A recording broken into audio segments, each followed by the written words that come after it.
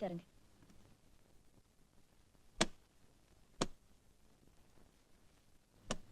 வா.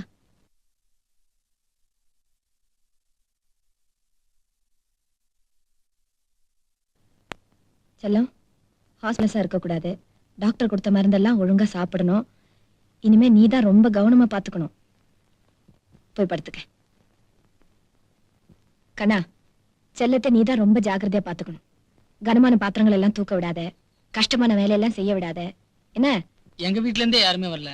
ஆனா சொந்தமே இல்லாத நீங்க. சொந்தம் இல்லையா? யார் சொன்னது? என்ன பாக்குற? போன ஜென்மத்துல நீ எனக்கு மகனா பிறந்திருக்க. அந்த சொந்தம் தான்.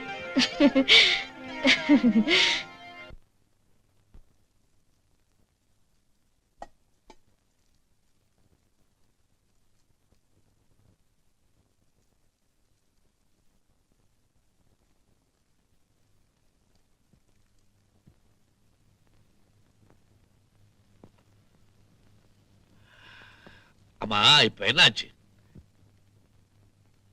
ஒண்ணும் இல்லையே. ஒண்ணுமே இல்லையா? உங்களுக்கு தேவையானதெல்லாம் நான் செஞ்சுக்கிட்டு தானே இருக்கேன்.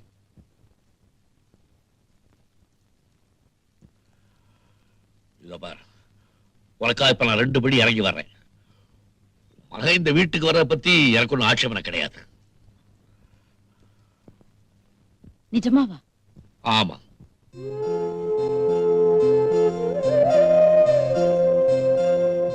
ரெண்டு படி கீழே இறங்கி வரேன்னு சொன்னீங்க. உங்க பெருந்தன்மையினால 4 படி மேல போயிட்டீங்க. நீ 2 நாளா என்கிட்ட முகம் கொடுத்து பேசல. நான் எதை வேணாலும் தாங்கிக்க முடியும். அந்த குடும்பம் மட்டும் என்னால தாங்க முடியாது. ஐயோ, என்னங்க இது? நான் உயிரோட இருக்கிற வரைக்கும் உங்க கண்ல இருந்து கண்ணீர் வரவே கூடாது. இந்த கண்ணில இருந்து கண்ணீர் வந்தா அது உனக்காக மட்டும்தான் வரும். கடவுள் நமக்கு நல்ல குழந்தைகளை தான் கொடுத்திருக்காரு. விதிதான் அவனை பிரிச்சிடுச்சு. நீங்க போய் அவனை கூப்பிட வேண்டாம். எனக்காக என் கணவர் தன் கௌரவத்தை விட்டு கீழே இறங்கறதுக்கு நான் சம்மதிக்க மாட்டேன். நான் போய் கூட்டி வரட்டுமா? வேணாம், நீ போக கூடாது. நீ போனா என்ன, நான் போனா என்ன? அப்படின்னா பொன்னம்பல அண்ணாவை அனுப்பட்டுமா? ஓகே. வாங்க மாமா அவர்களே, வாங்க. மருமவ புள்ள, நானும் உங்களை வாங்கன்னு சொல்லத்தான் வந்திருக்கிறேன். செல்லம், பொட்டி படுக்கையெல்லாம் மூட்டை கட்டு, வேன்ல ஏத்தணும், உடனே புறப்பட்டாகணும். எங்க? உங்க அப்பா வீட்டுக்கிட்ட கூட்டிட்டு வர சொன்னாரு. கூட்டிட்டு தானே வர சொன்னாரு. அவர் வந்து கூப்பிடலையே. ஏன்டா அப்பாவும் பிள்ளையும் மாறி மாறி இந்த வயசுல என்ன இப்படி ஃபுட்பால் ஆடுறீங்க? மாமா, அப்பா உங்களை அனுப்பிச்சுதான் எங்களை கூப்பிட்டுருக்காரு. ஆனா எங்க லேபர் ஆபீசர் நேரம் வந்து எங்க 2 பேரும் விருந்துக்கு வாங்கன்னு கூப்பிட்டுருக்காங்க. நான் இப்ப அங்கதான் போயிட்டு இருக்கேன். நீ சொல்லிட்ட, நான் எப்படி உங்க அப்பாட்ட போய் சொல்றது? கண்ணனுக்கு ஒரு இடத்துல 12 மணிக்கு அப்பாயின்மெண்ட் இருக்குன்னு சொல்லுங்க. டைம் கீப் அப் பண்றதுனா அவருக்கு ரொம்ப பிடிக்கும். நான் கூப்பிட்டேன்னு சொன்னியா? இந்த லேபர் ஆபீசர் பத்மாவதி இருக்காங்களே, பத்மாவதி, அவங்களும் இவங்களும் இப்ப ரொம்ப க்ளோஸ். சொந்தம் மாதிரி. அவங்க வீட்டுக்கு தான் சாப்பிட போயிருக்காங்க. அவங்க வீட்டுக்கு இவங்க ஏன் போறாங்க? உங்க இஷ்டத்துக்கு நீங்க நடக்கிறீங்க, அவன் இஷ்டத்துக்கு அவன் நடக்கிறான். அவன் தானே அப்படி நடக்கிறான், என்ன முறைக்கிறீங்களே?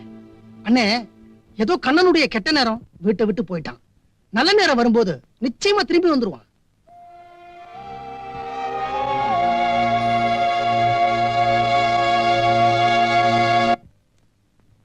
தொழிலாளர் சார்பாக நீங்க கொடுத்த கோரிக்கைகளையும் முதலாளி தரப்புல சொல்லப்பட்ட பிரச்சனைகளையும் அனலைஸ் பண்ணி ஒரு முடிவுக்கு வந்திருக்கேன்.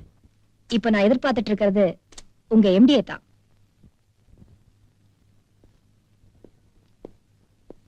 Good morning madam. Good morning. I am Kumar. Rajasekar tea factory சம்பந்தமா பேச வந்திருக்கேன். Oh, please take you seat. Thank you.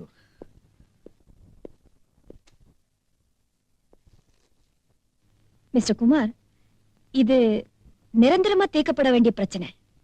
தொழிலாளர்களையும் எம்டியையும் ஒன்னா வச்சு பேசணும்னு நான் ஆசைப்படுறேன். இஃப் யூ டோன்ட் மைண்ட், உங்க எம்டி வர சொல்றீங்களா? எம்டி தான் வந்திருக்காரு. ராஜசேகர் டீ ஃபேக்டரிக்கு இன்னையில இருந்து நான் தான் எம்டி. ப்ளீஸ்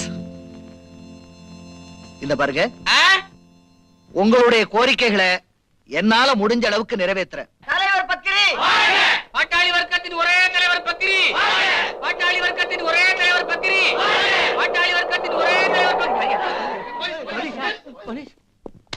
நீதானே பக்கிரி? நான் பக்கரி இல்லைங்க. என்ன தலைவரை போய் சொல்றீங்க? இவ்வளவு நாளா இவர்தான் தலைவர் பக்கிரி சொல்லிக்கிட்டு இருந்தாங்க.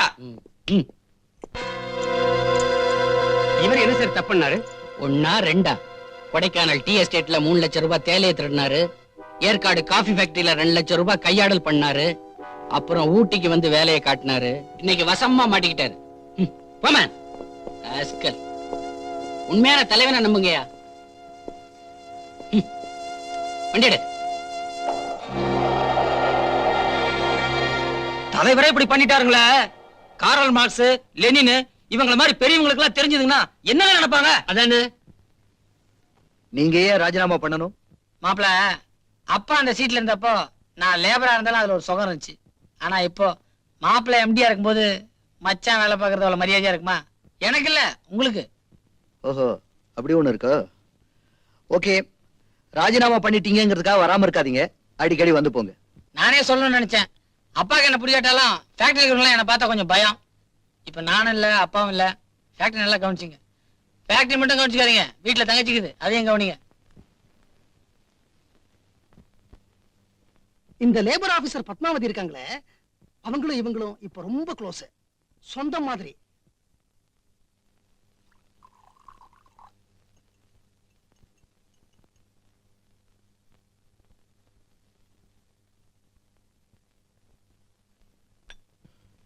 தானா, நான் ஒரு கதை சொல்லட்டுமா?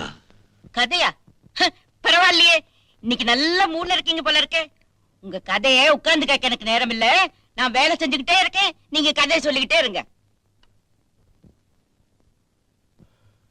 நான் சொல்ல போறது பழைய கதை தானோ. பழைய கதை தான் நல்லா இருக்கும், சொல்லுங்க. சொல்றேன். ஆனா கதை சொல்லி முடிஞ்ச உடனே உன்னை ஒரு கேள்வி கேட்பேன், அதுக்கு நீ பதில் சொல்லணும். சொல்றேன். என் ஃப்ரெண்டு ஒருத்தன். ஃப்ரெண்டு கிண்டெல்லாம் வேண்டாம், பேரை சொல்லுங்க. பேரு குப்புசாமி. அவன் காலேஜ் படிக்கும் போது ஒரு பொண்ணை காதலிச்சான். அந்த பொண்ணு பேரை சொல்லுங்க. பொண்ணு பேரு வரலட்சுமி. காலேஜ் நல்ல காதல் தானே, மேல சொல்லுங்க. இது அந்த மாதிரி காதல் இல்ல. ஒருத்தர் காதலிச்சாங்க தவிர தொட்டுக்கிட்டது கிடையாது. காலேஜை தவிர வேற எங்கேயும் சந்திச்சது கிடையாது. 2 பேரும் மனமாற விரும்பினாங்க. அவன் அவளை கல்யாணம் பண்ணிக்கிறேன்னு வாக்கு கொடுத்தான். அத அவ மனப்பூர்வமா நம்பினான். இன்னும் நீங்க கதைக்கே வரலையே, கதைய சொல்லுங்க. கதைக்குதான் வர்றேன். குப்புசாமி காலேஜ்ல இருந்து ஊருக்கு திரும்பினதுக்கு அப்புறம் தான் தெரிஞ்சது குப்புசாமியோட குருட்டு தங்கச்சிக்கு கல்யாணம் நிச்சயமாயிருக்குன்னு. அந்த கல்யாணம் நடக்கிறதா இருந்தா ஜாதக தோஷத்தால பல நாள் கல்யாணமாகாம இருக்கிற மாப்பிள்ளையுடைய தங்கச்சிய குப்புசாமி கட்டிக்கணுமா? பாவம் குப்புசாமி. குப்புசாமி பாவம் தான். வேற வழியே இல்லாம தன்னுடைய தங்கச்சிக்காக குப்புசாமி இந்த பொண்ணை கல்யாணம் பண்ணிக்கிட்டான். அந்த பொண்ணு ரொம்ப நல்ல பொண்ணு, தங்கமானவ, மகாரிஷி மாதிரி இருப்பான். ஆனா தன்னுடைய காதலிக்கு கொடுத்த வாக்க குப்புசாமியால நிறைவேற்ற முடியாம போச்சே. கதை சொல்லி முடிச்சோன்னு கேள்வி கேட்பேன்னு சொன்னேன்ல, இப்ப சொல்லு, குப்புசாமி செஞ்சது தப்பா? இது எப்படி இங்க தப்புன்னு சொல்ல முடியும்? வரலட்சுமியை காதலிச்சாரு, ஆனா முறை தவறி நடக்கலையே. சொந்த அண்ணன் ஒரு தங்கச்சிக்காக இது கூட செய்யலைன்னா பாவம் அந்த குருட்டு பொண்ணோட வாழ்க்கை என்ன ஆகும்? குப்புசாமியை நீ மன்னிச்சிடுவேல்ல? கண்டிப்பா மன்னிச்சிடுவேன். அப்படின்னா என்னையும் மன்னிச்சிடுமா? நான் தான் அந்த குப்புசாமி.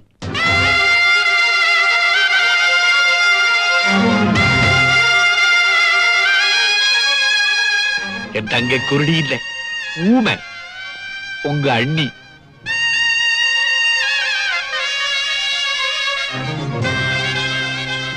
குப்புசாமி நீங்க? அப்போ வரலட்சுமி யாரு? Labour officer Padmavathi.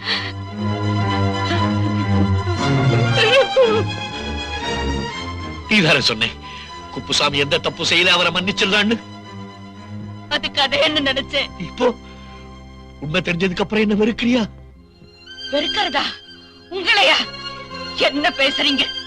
நான் உங்களுக்கு மனைவி மட்டும் இல்ல, உங்களுடைய 3 குழந்தைகளுக்கு தாய். அந்த கதையை விடுங்க. இந்த இடத்துக்கு வந்தா நாம சந்தோஷமா இருக்கணும்.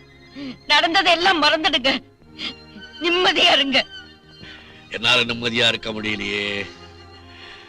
பத்மாவதி மனசுல என்ன வச்சிருக்காங்கிறத புரிஞ்சுக்க முடியல. அவளை நான் ஏன் கல்யாணம் பண்ணிக்காம போயிட்டேங்கிற காரணத்தை அவகிட்ட சொல்லவும் முடியல. என் பிள்ளைங்களுக்கு முன்னாலையும் மத்தவங்களுக்கு முன்னாலையும் நான் தலை நிமிர்ந்து நிக்கிறவன். நான் என் மகன் கண்ணனு தனியா போயிட்டோங்கிறது அவளுக்கு தெரிஞ்சு பழி வாங்குற எண்ணத்தோட நடந்த உண்மைகளை எல்லாம் கண்ணகிட்ட சொல்லிட்டான்னா